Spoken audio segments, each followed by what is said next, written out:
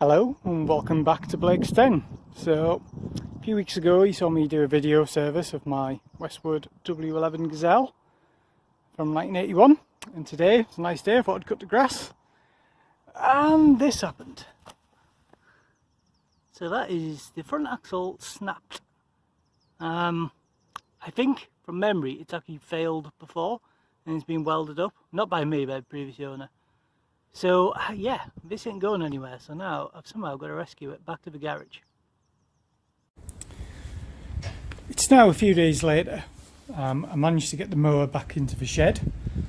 It was alright pushing it backwards, and then I ended up putting it on that skate and a bit of lintel and a big block of wood so it would move about. So what I've actually done is I've bought a new axle, a replacement axle off a similar model, and I'm just going to replace it.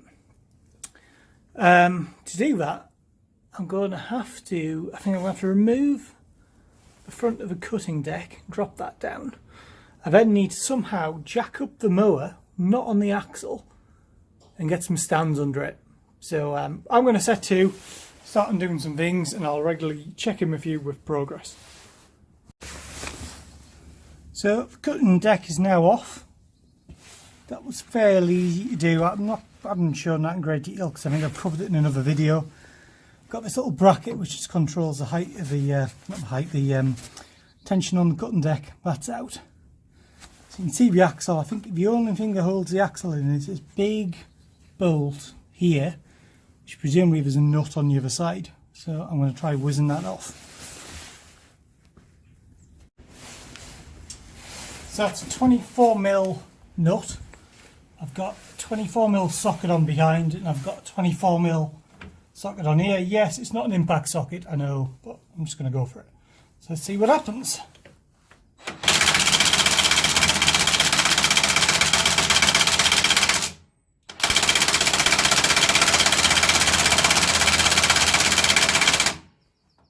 It's coming out slowly.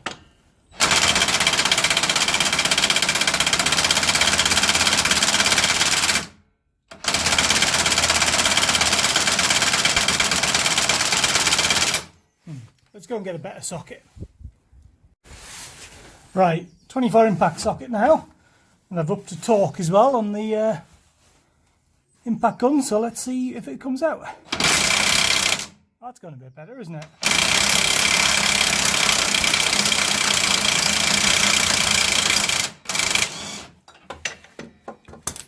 There we are. One big nut. One big bolt, but I'm not going to pull that bolt out because the axle will drop. I'll support it on the trolley jack first. So with the weight of the axle now taken on the trolley jack, maybe a little bit more, it should come out, but it doesn't feel like it wants to come out. Just check. Yeah, I might have to go and get a prying stick to pry that out. Let's see if I can pry it out with some stuff. Let's try something a bit bigger. It's coming now.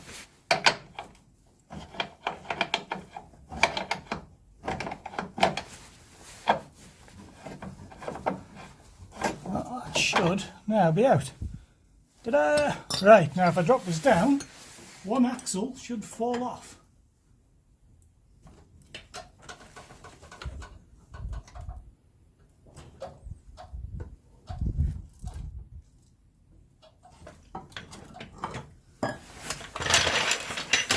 Well, it didn't fall off because, there we are, now it's fallen off.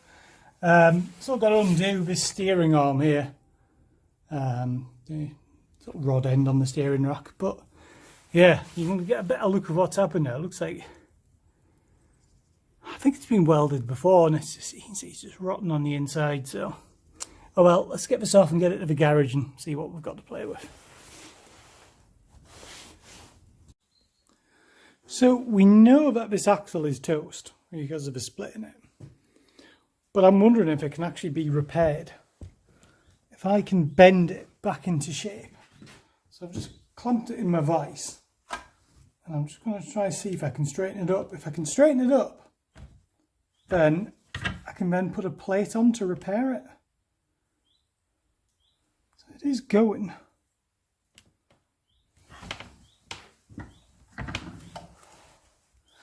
It's obviously catching now, so okay, reposition that. So my idea of trying to weld repair this is I've bought a replacement axle off a T1100 and it's completely different. Sorry, T1200. The hole is much bigger. The axle itself is like twice the weight, but it's also deeper in this dimension. So I'm going to see if I can actually put some welds, like a big patch covering the crack, and see if I can repair it that way. So I mean, it's dead anyway. I might as well give it a go, seeing if I can repair it. I think we're getting somewhere. So this is the back of the axle. I managed to straighten it out. It's fairly straight. There's a bit of a step there, but I don't think it's actually as bad as that looks really. I think it's just deformed. That's why it looks more of a step. It's definitely deformed on the back. So my plan is now I'm going to run a weld down here and I'll tack it in position, because as soon as I take it out of the vise it'll spring back to where it was before. So if I'll tack that in position there, and then what I'm going to do, I'm going to put a 2mm plate on the back here to strengthen it. And then I'm going to put another plate on the front, which is conveniently the back, but that's going to be 0.8mm. And the reason I'm going smaller is because it's clearance, so to the chassis, there's a piece which comes over like this and grabs it, and there isn't much room there. I think I can probably make it work though. On the back, that bracket doesn't extend down the back, it's just one little bracket here. Which is another reason why I haven't used the T1200 axle, which is stronger. It's actually wider, much wider, and it just wouldn't fit. So, right, I'm going to weld that up and then clean it up and do some plates. So that is now welded. Tidy welding by my standards. Right, and now I'm going to put the plates on. So you can see here, I've got a crack, and it sort of runs that way. So I'm thinking about putting a plate pretty much there. I'll weld all around, and then that'll sort of replace the strength lost in that bit. Yeah, let's do that. Just whiz that back to bare metal. And then I've got a piece of 0.8mm Zinc. So this is zinc coated mild steel. It's fairly deformable, this. The other way around is probably going to fit better. So I'm going to clamp that on into position, get that in a really nice snug fit, and then I'll weld all around.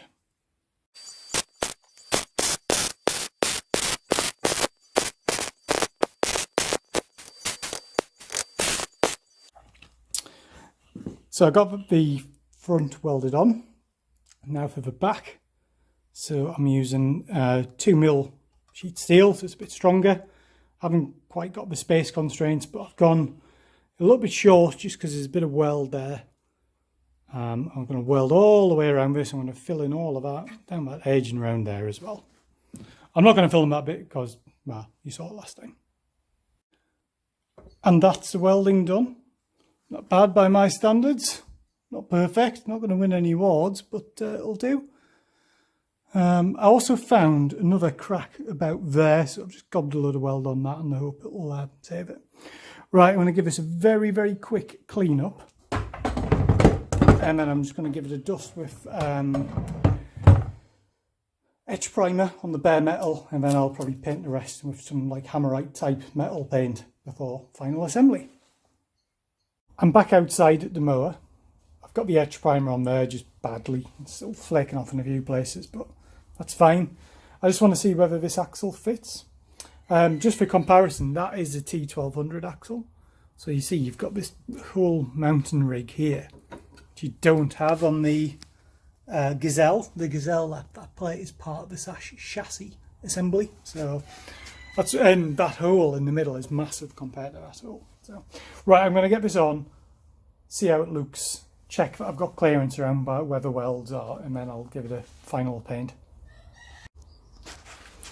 Yeah, it's not a bad fit really. So that's what I was worried about, the position of that weld.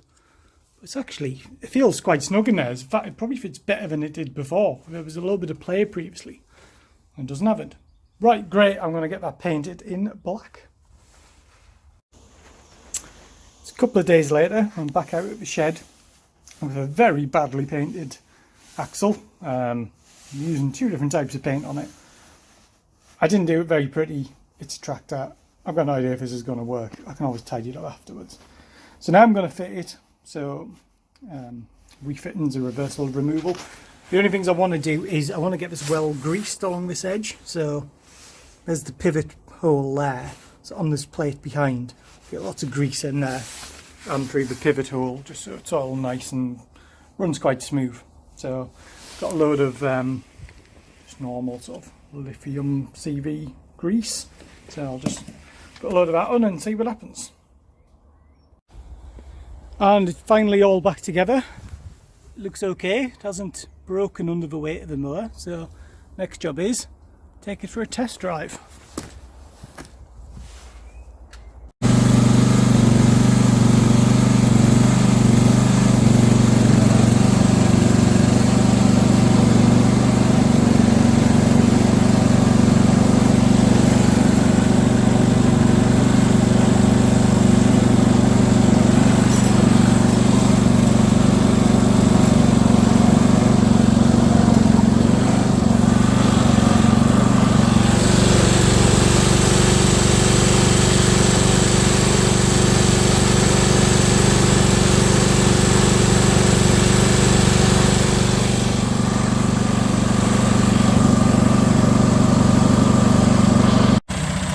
And there we are, successfully runs and drives. So final test will be to cut the grass tomorrow.